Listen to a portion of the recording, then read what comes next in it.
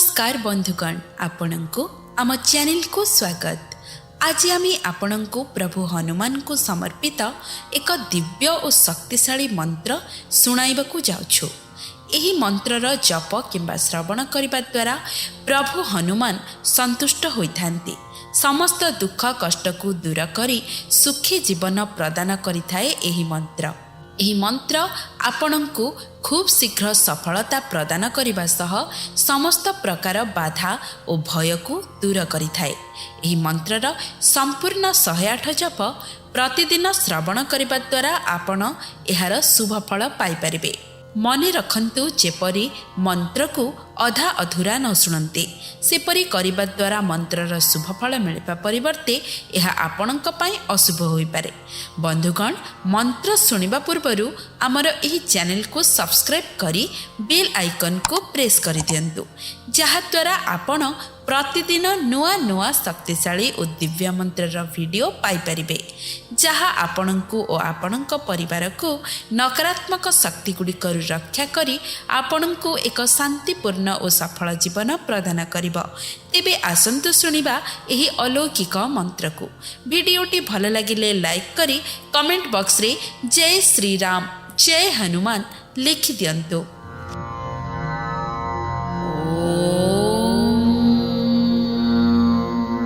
वायुपुत्र नमस्तुभ्यं पुष्पं सौवर्णकं प्रियं पूजयिष्यामि ते मुक्तिर्नवरत्नसमुज्ज्वलम्।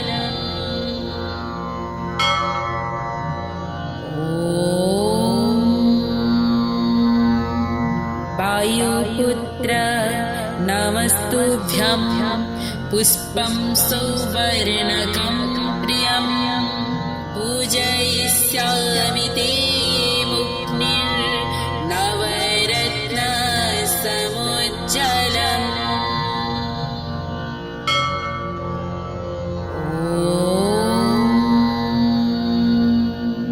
वायुपुत्र नमस्तुभ्यं पुष्पं सौवर्णकं प्रियं पूजयिष्यामि ते मुक्तिर्नवरत्नसमुज्ज्वलम्।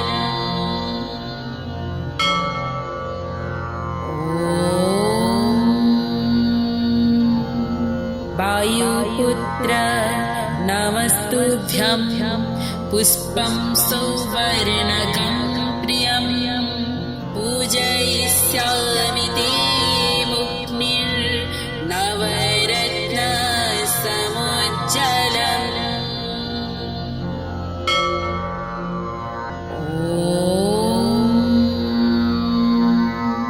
वायुपुत्र नमस्तुभ्यं पुष्पं सौवर्णकं प्रियं पूजयिष्यामि ते मुक्तिर्नवरत्नसमुज्ज्वलम्।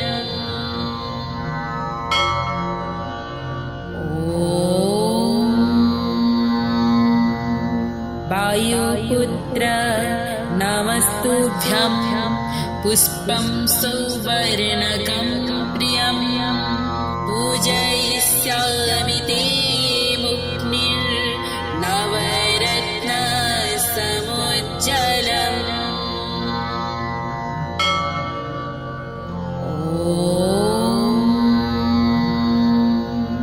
वायुपुत्र नमस्तुभ्यं पुष्पं सौवर्णकं प्रियं पूजयिष्यामि ते मुक्तिर्नवरत्नसमुज्ज्वलम्।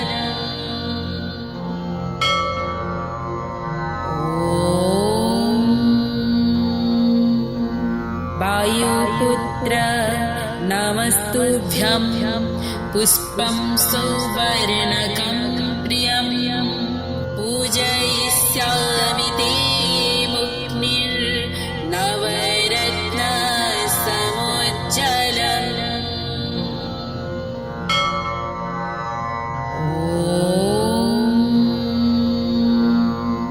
वायुपुत्र पुष्पं सौवर्णकं प्रियं पूजयिष्यामि ते मुक्तिर्नवरत्नसमुज्ज्वलम्।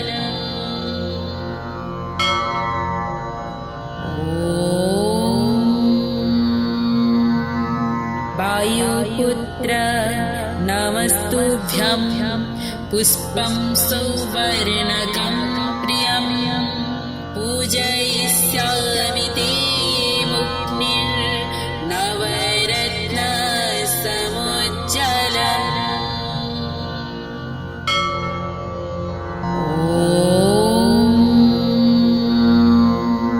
वायुपुत्र नमस्तुभ्यं पुष्पं सौवर्णकं प्रियं पूजयिष्यामि ते मुक्तिर्नवरत्नसमुज्ज्वलम्।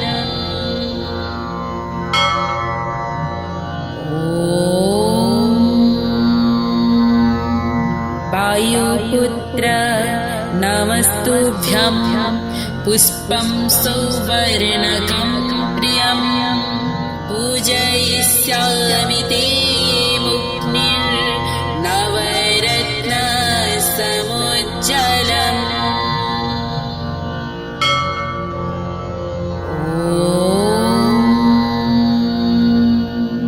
वायुपुत्र नमस्तुभ्यं पुष्पं सौवर्णकं प्रियं पूजयिष्यामि ते मुक्तिर्नवरत्नसमुज्ज्वलम्।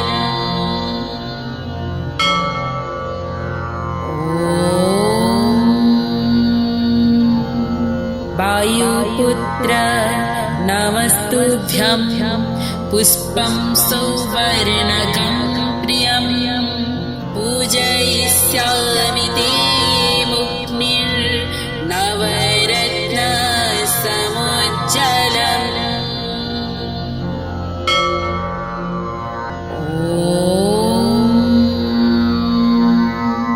वायुपुत्र नमस्तुभ्यं पुष्पं सौवर्णकं प्रियं पूजयिष्यामि ते मुक्तिर्नवरत्नसमुज्ज्वलम्।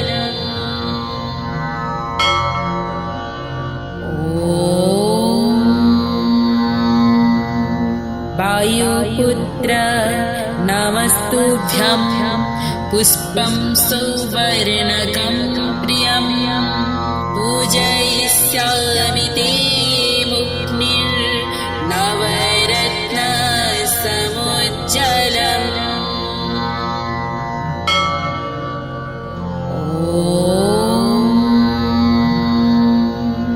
वायुपुत्र नमस्तुभ्यं पुष्पं सौवर्णकं प्रियं पूजयिष्यामि ते मुक्तिर्नवरत्नसमुज्ज्वलम्।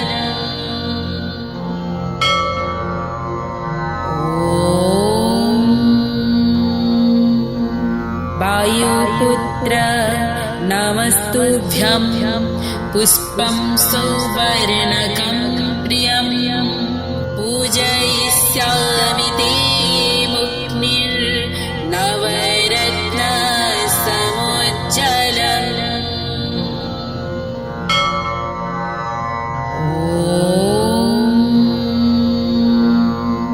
वायुपुत्र नमस्तुभ्यं पुष्पं सौवर्णकं प्रियं पूजयिष्यामि ते मुक्तिर्नवरत्नसमुज्ज्वलम्।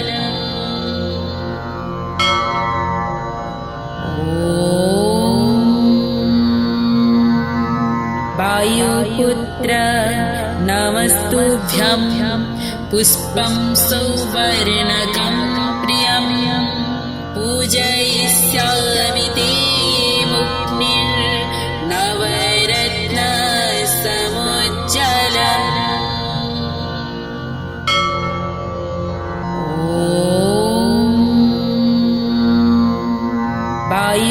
वायुपुत्र नमस्तुभ्यं पुष्पं सौवर्णकं प्रियं पूजयिष्यामि ते मुक्निर्नवरत्नसमुज्ज्वलम्।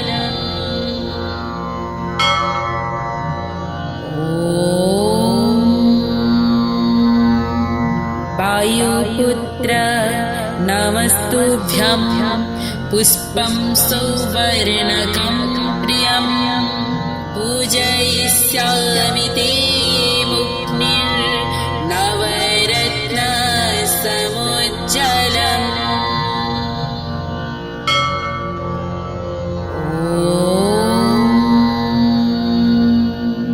वायुपुत्र नमस्तुभ्यं पुष्पं सौवर्णकं प्रियं पूजयिष्यामि ते मुक्निर्नवरत्नसमुज्ज्वलम्।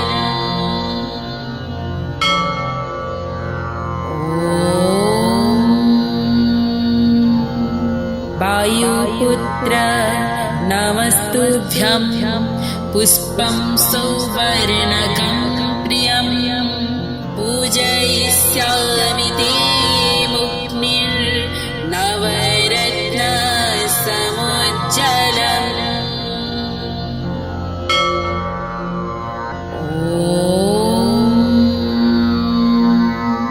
वायुपुत्र नमस्तुभ्यं पुष्पं सौवर्णकं प्रियं पूजयिष्यामि ते मुक्निर्नवरत्नसमुज्ज्वलम्।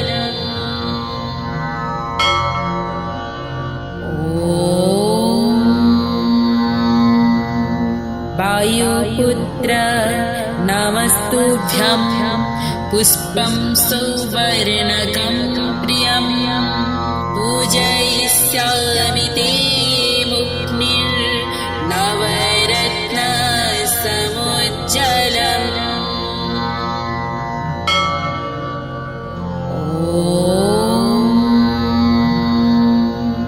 वायुपुत्र नमस्तुभ्यं पुष्पं सौवर्णकं प्रियं पूजयिष्यामि ते मुक्निर्नवरत्नसमुज्ज्वलम्।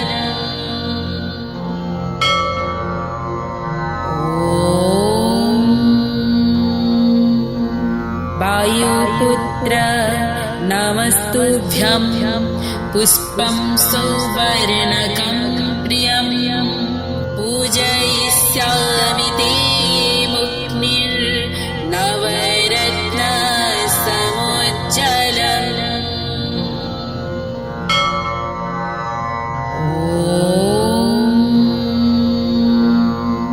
वायुपुत्र नमस्तुभ्यं पुष्पं सौवर्णकं प्रियं पूजयिष्यामि ते मुक्निर्नवरत्नसमुज्ज्वलम्।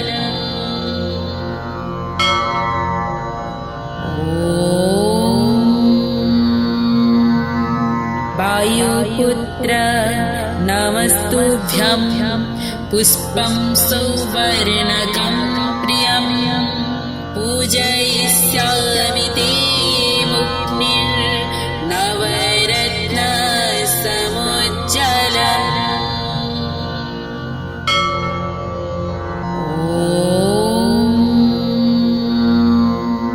वायुपुत्र नमस्तुभ्यं पुष्पं सौवर्णकं प्रियं पूजयिष्यामि ते मुक्निर्नवरत्नसमुज्ज्वलम्।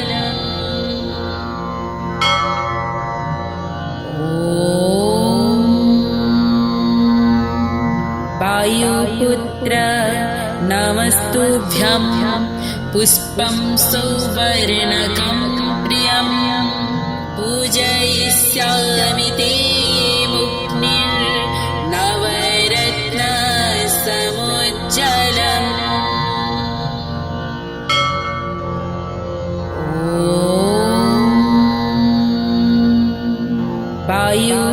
वायुपुत्र नमस्तुभ्यं पुष्पं सौवर्णकं प्रियं पूजयिष्यामि ते मुक्निर्नवरत्नसमुज्ज्वलम्।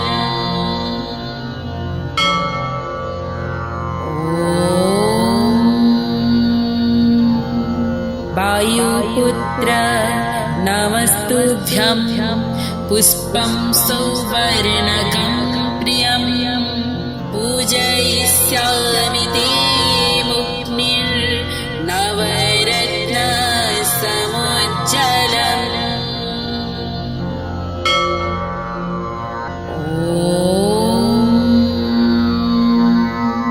वायुपुत्र नमस्तुभ्यं पुष्पं सौवर्णकं प्रियं पूजयिष्यामि ते मुक्निर्नवरत्नसमुज्ज्वलम्।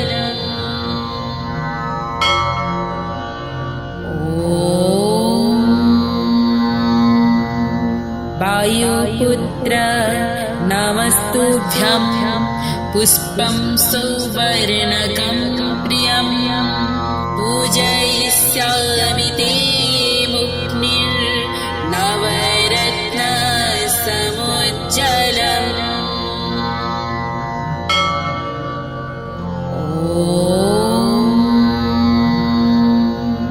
वायुपुत्र नमस्तुभ्यं पुष्पं सौवर्णकं प्रियं पूजयिष्यामि ते मुक्निर्नवरत्नसमुज्ज्वलम्।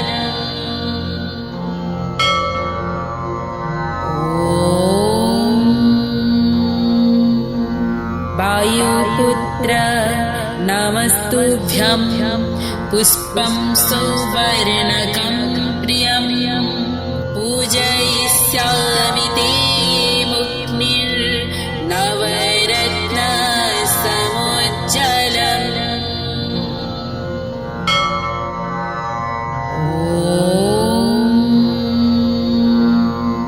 वायुपुत्र नमस्तुभ्यं पुष्पं सौवर्णकं प्रियं पूजयिष्यामि ते मुक्निर्नवरत्नसमुज्ज्वलम्।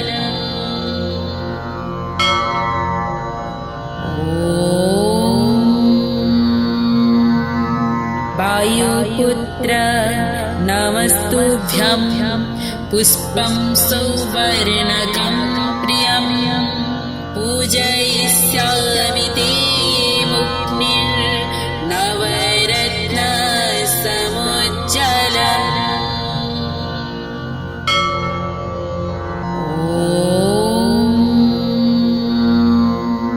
वायुपुत्र नमस्तुभ्यं पुष्पं सौवर्णकं प्रियं पूजयिष्यामि ते मुक्निर्नवरत्नसमुज्ज्वलम्।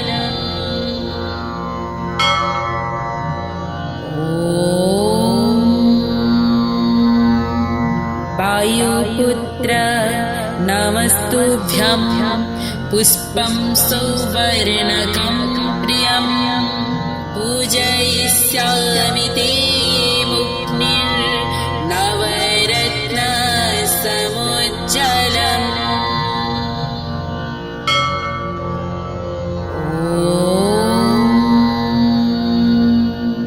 वायुपुत्र नमस्तुभ्यं पुष्पं सौवर्णकं प्रियं पूजयिष्यामि ते मुक्निर्नवरत्नसमुज्ज्वलम्।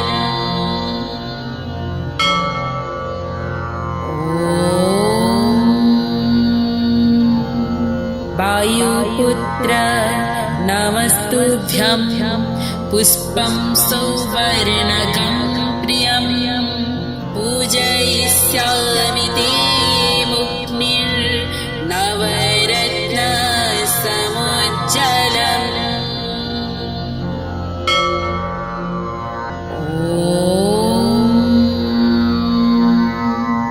वायुपुत्र नमस्तुभ्यं पुष्पं सौवर्णकं प्रियं पूजयिष्यामि ते मुक्निर्नवरत्नसमुज्ज्वलम्।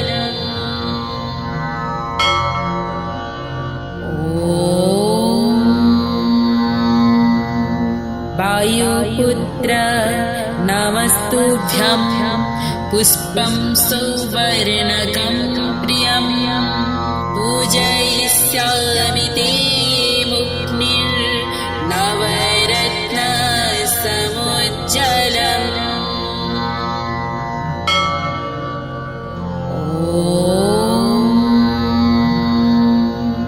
वायुपुत्र नमस्तुभ्यं पुष्पं सौवर्णकं प्रियं पूजयिष्यामि ते मुक्निर्नवरत्नसमुज्ज्वलम्।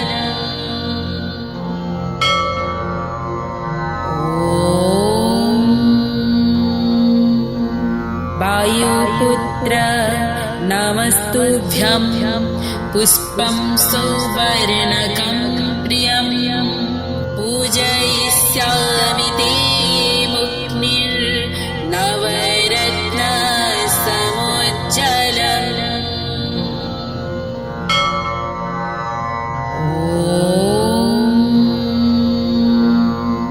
वायुपुत्र नमस्तुभ्यं पुष्पं सौवर्णकं प्रियं पूजयिष्यामि ते मुक्निर्नवरत्नसमुज्ज्वलम्।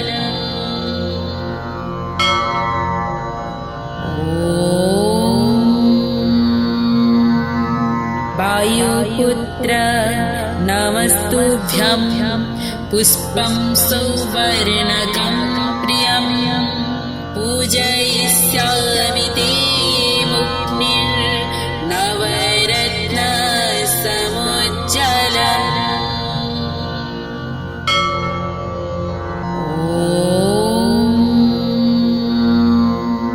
वायुपुत्र नमस्तुभ्यं पुष्पं सौवर्णकं प्रियं पूजयिष्यामि ते मुक्निर्नवरत्नसमुज्ज्वलम्।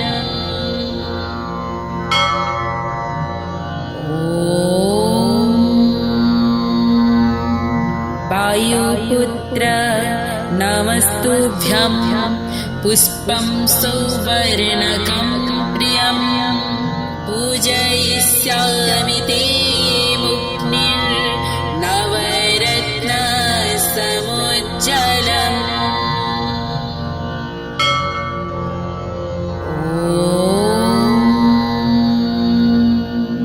वायुपुत्र नमस्तुभ्यं पुष्पं सौवर्णकं प्रियं पूजयिष्यामि ते मुक्निर्नवरत्नसमुज्ज्वलम्।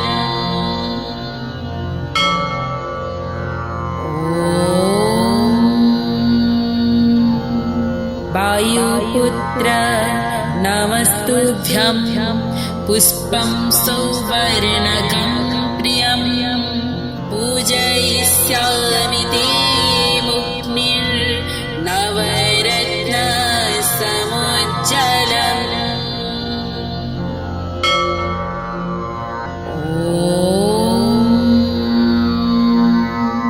वायुपुत्र नमस्तुभ्यं पुष्पं सौवर्णकं प्रियं पूजयिष्यामि ते मुक्निर्नवरत्नसमुज्ज्वलम्।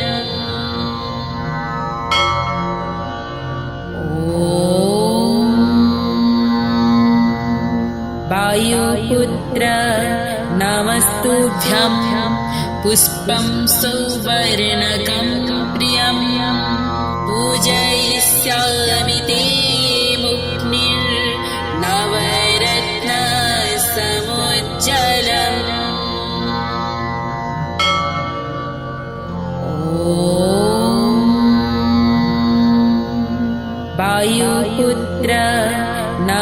नमस्तुभ्यं पुष्पं सौवर्णकं प्रियं पूजयिष्यामि ते मुक्निर्नवरत्नसमुज्ज्वलम्।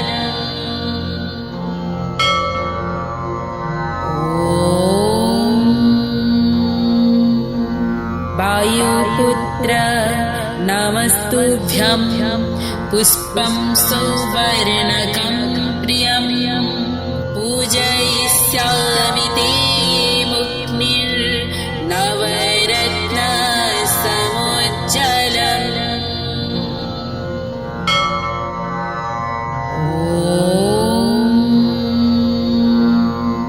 वायुपुत्र नमस्तुभ्यं पुष्पं सौवर्णकं प्रियं पूजयिष्यामि ते मुक्निर्नवरत्नसमुज्ज्वलम्।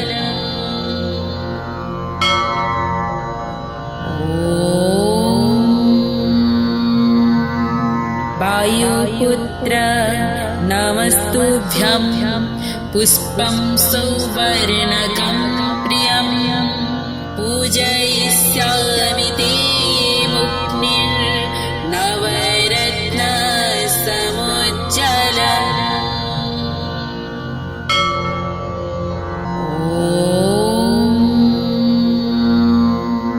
वायुपुत्र नमस्तुभ्यं पुष्पं सौवर्णकं प्रियं पूजयिष्यामि ते मुक्निर्नवरत्नसमुज्ज्वलम्।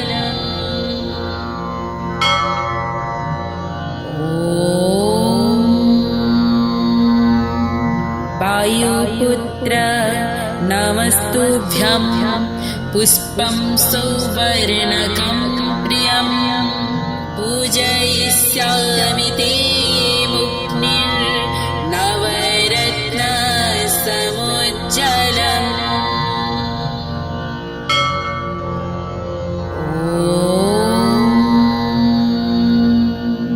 वायुपुत्र नमस्तुभ्यं पुष्पं सौवर्णकं प्रियं पूजयिष्यामि ते मुक्निर्नवरत्नसमुज्ज्वलम्।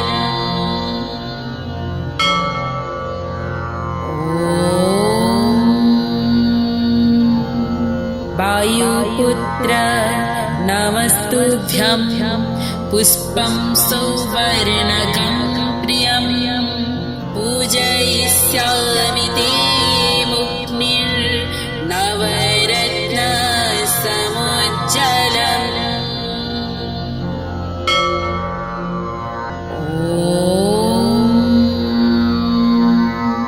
वायुपुत्र नमस्तुभ्यं पुष्पं सौवर्णकं प्रियं पूजयिष्यामि ते मुक्निर्नवरत्नसमुज्ज्वलम्।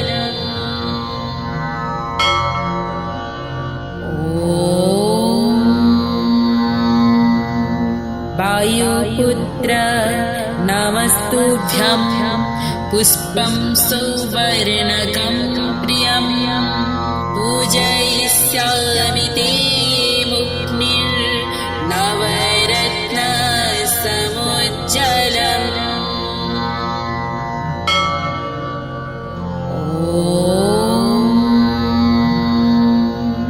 वायुपुत्र नमस्तुभ्यं पुष्पं सौवर्णकं प्रियं पूजयिष्यामि ते मुक्निर्नवरत्नसमुज्ज्वलम्।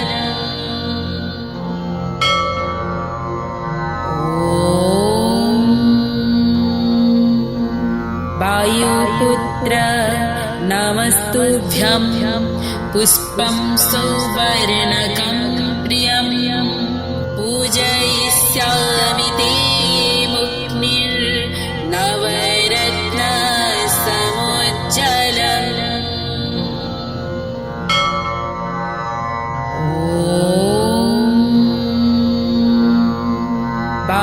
वायुपुत्र नमस्तुभ्यं पुष्पं सौवर्णकं प्रियं पूजयिष्यामि ते मुक्निर्नवरत्नसमुज्ज्वलम्।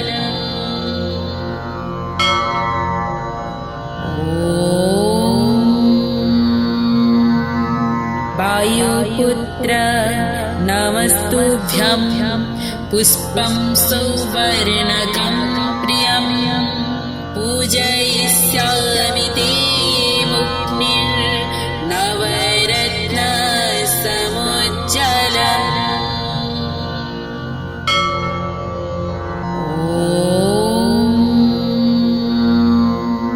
वायुपुत्र नमस्तुभ्यं पुष्पं सौवर्णकं प्रियं पूजयिष्यामि ते मुक्निर्नवरत्नसमुज्ज्वलम्।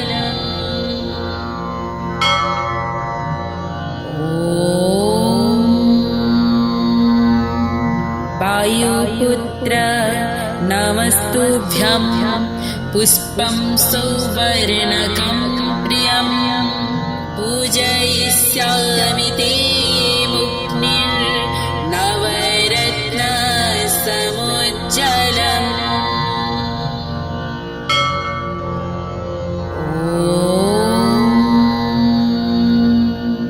वायुपुत्र नमस्तुभ्यं पुष्पं सौवर्णकं प्रियं पूजयिष्यामि ते मुक्निर्नवरत्नसमुज्ज्वलम्।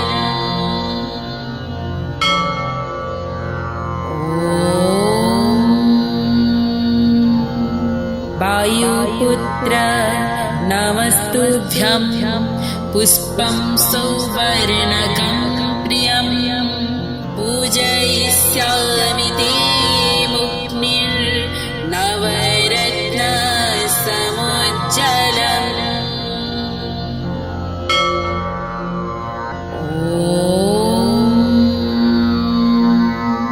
वायुपुत्र नमस्तुभ्यं पुष्पं सौवर्णकं प्रियं पूजयिष्यामि ते मुक्निर्नवरत्नसमुज्ज्वलम्।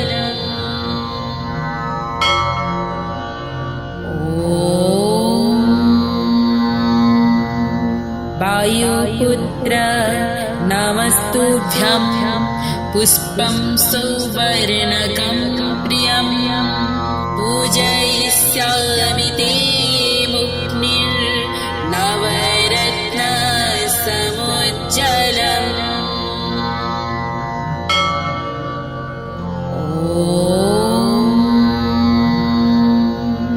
वायुपुत्र नमस्तुभ्यं पुष्पं सौवर्णकं प्रियं पूजयिष्यामि ते मुक्निर्नवरत्नसमुज्ज्वलम्।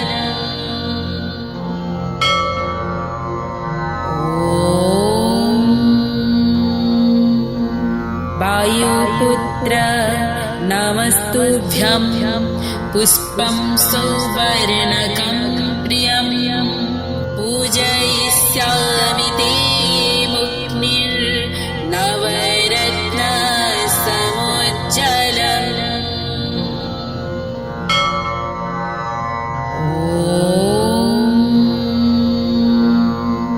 वायुपुत्र नमस्तुभ्यं पुष्पं सौवर्णकं प्रियं पूजयिष्यामि ते मुक्निर्नवरत्नसमुज्ज्वलम्।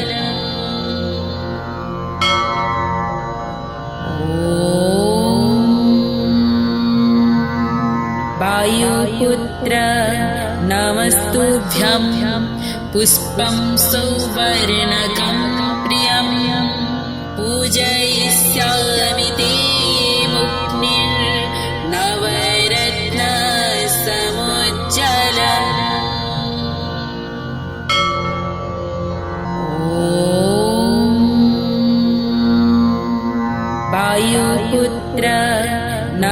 नमस्तुभ्यं पुष्पं सौवर्णकं प्रियं पूजयिष्यामि ते मुक्निर्नवरत्नसमुज्ज्वलम्।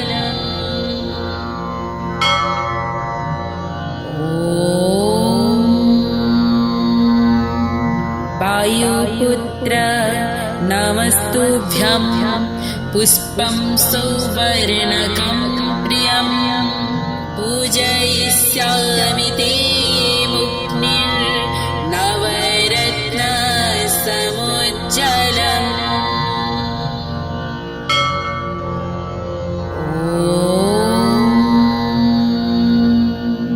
वायुपुत्र नमस्तुभ्यं पुष्पं सौवर्णकं प्रियं पूजयिष्यामि ते मुक्निर्नवरत्नसमुज्ज्वलम्।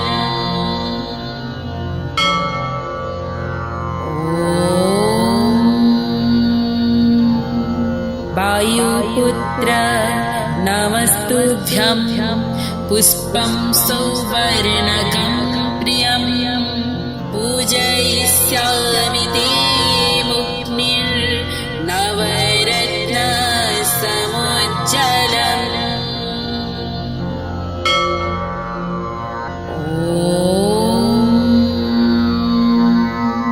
वायुपुत्र नमस्तुभ्यं पुष्पं सौवर्णकं प्रियं पूजयिष्यामि ते मुक्निर्नवरत्नसमुज्ज्वलम्।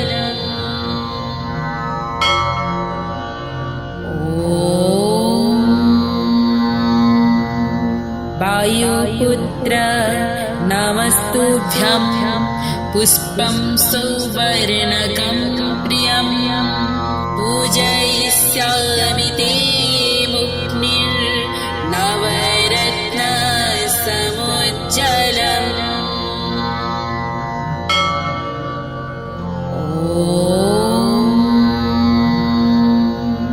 वायुपुत्र नमस्तुभ्यं पुष्पं सौवर्णकं प्रियं पूजयिष्यामि ते मुक्निर्नवरत्नसमुज्ज्वलम्।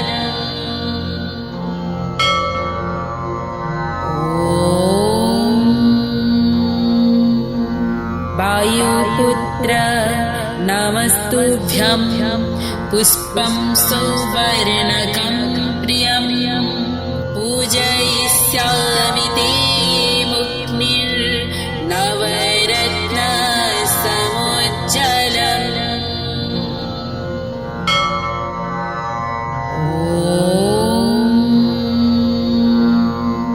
वायुपुत्र नमस्तुभ्यं पुष्पं सौवर्णकं प्रियं पूजयिष्यामि ते मुक्निर्नवरत्नसमुज्ज्वलम्।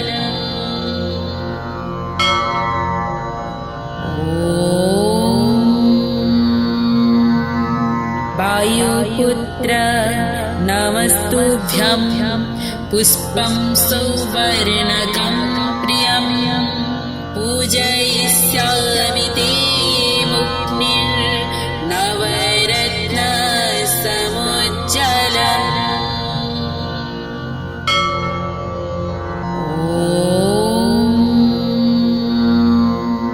वायुपुत्र नमस्तुभ्यं पुष्पं सौवर्णकं प्रियं पूजयिष्यामि ते मुक्निर्नवरत्नसमुज्ज्वलम्।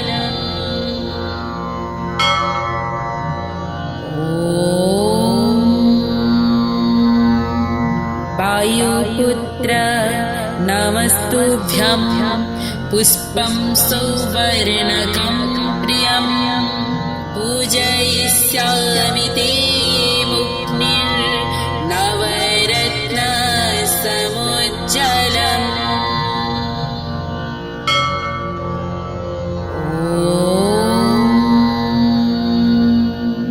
वायुपुत्र नमस्तुभ्यं पुष्पं सौवर्णकं प्रियं पूजयिष्यामि ते मुक्निर्नवरत्नसमुज्ज्वलम्।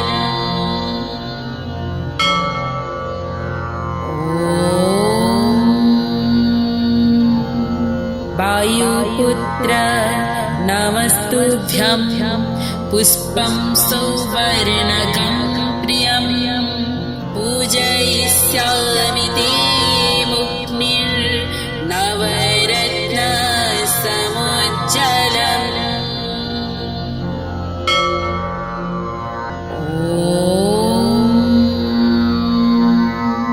वायुपुत्र नमस्तुभ्यं पुष्पं सौवर्णकं प्रियं पूजयिष्यामि ते मुक्निर्नवरत्नसमुज्ज्वलम्।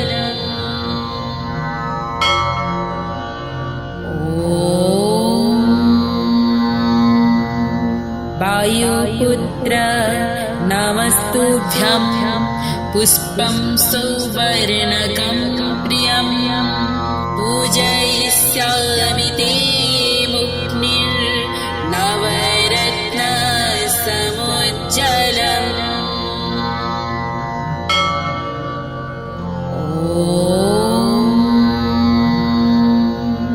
वायुपुत्र नमस्तुभ्यं पुष्पं सौवर्णकं प्रियं पूजयिष्यामि ते मुक्निर्नवरत्नसमुज्ज्वलम्।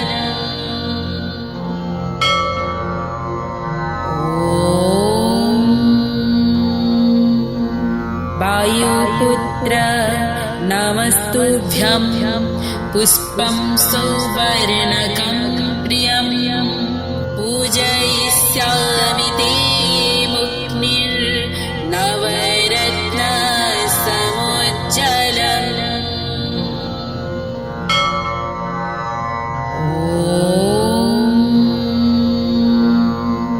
वायुपुत्र नमस्तुभ्यं पुष्पं सौवर्णकं प्रियं पूजयिष्यामि ते मुक्निर्नवरत्नसमुज्ज्वलम्।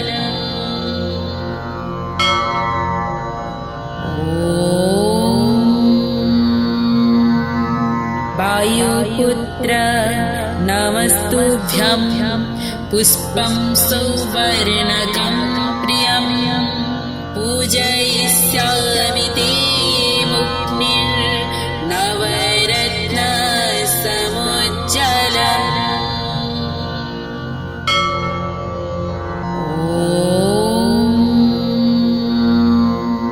वायुपुत्र नमस्तुभ्यं पुष्पं सौवर्णकं प्रियं पूजयिष्यामि ते मुक्निर्नवरत्नसमुज्ज्वलम्।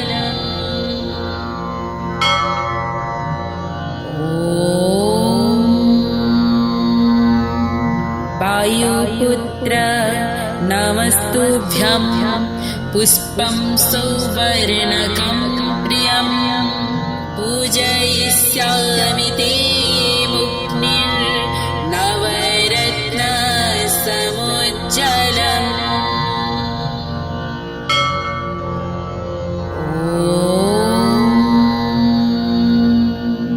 वायुपुत्र नमस्तुभ्यं पुष्पं सौवर्णकं प्रियं पूजयिष्यामि ते मुक्निर्नवरत्नसमुज्ज्वलम्।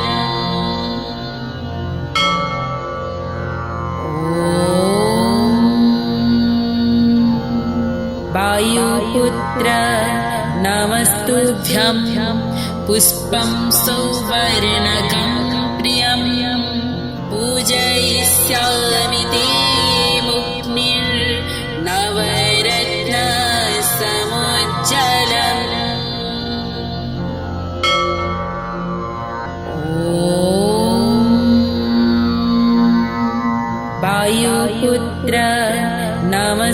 नमस्तुभ्यं पुष्पं सौवर्णकं प्रियं पूजयिष्यामि ते मुक्निर्नवरत्नसमुज्ज्वलम्।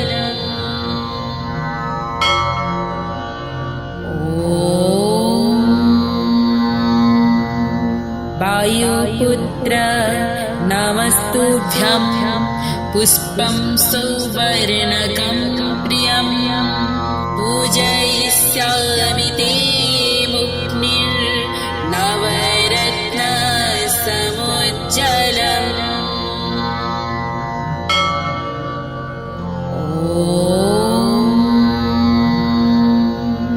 वायुपुत्र नमस्तुभ्यं पुष्पं सौवर्णकं प्रियं पूजयिष्यामि ते मुक्निर्नवरत्नसमुज्ज्वलम्।